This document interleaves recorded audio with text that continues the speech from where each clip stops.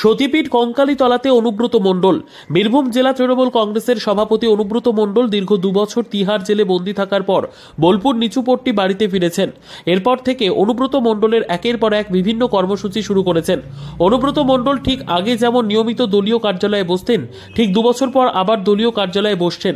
পাশাপাশি আজ তিনি সতীপীঠে অন্যতম পীঠ কঙ্কালীতলা পরিদর্শনে যান মেয়ে সুকন্যা মণ্ডলকে নিয়ে এবং সেখানে গিয়ে মা কঙ্কালী মায়ের কাছে পুজো দেন। তারপর সকলের খোঁজ খবর নেন।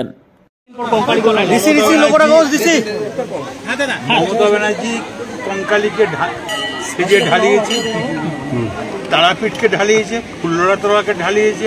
এমন কোনো তীর্থস্থান নাই বীরভূমে মমতা ব্যানার্জি টাকা দেয়। আপনারা জানেন যে মমতা ব্যানার্জি বক্রেশ্বরেও টাকা দিয়েছে, পাথরচাপড়িতেও টাকা দিয়েছে। তাই কঙ্কালী মায়ের এখানে যা সেজেছে, যেগুলো বাকি আছে দেয়ালির পর সব করে। কার নামে পুজো দিলেন দাদা? অধীর আগ্রহে অপেক্ষা করছিলেন যে কঙ্কালীতলা যাবো। হ্যাঁ, নিশ্চয়ই। এটা তো আমার ঘরের পীঠস্থাপনা মন্দির। মমতা ব্যানার্জি এসছে, এটা পীঠস্থাপনা মন্দির। এ তো আসার জন্য ছটফট করছি। মা ডাকলে মায়ের কাছে যাবো, তারাপীঠ যাবো, সব জায়গায় যাবো। দাদা কার নামে পুজো দিলেন আজকে?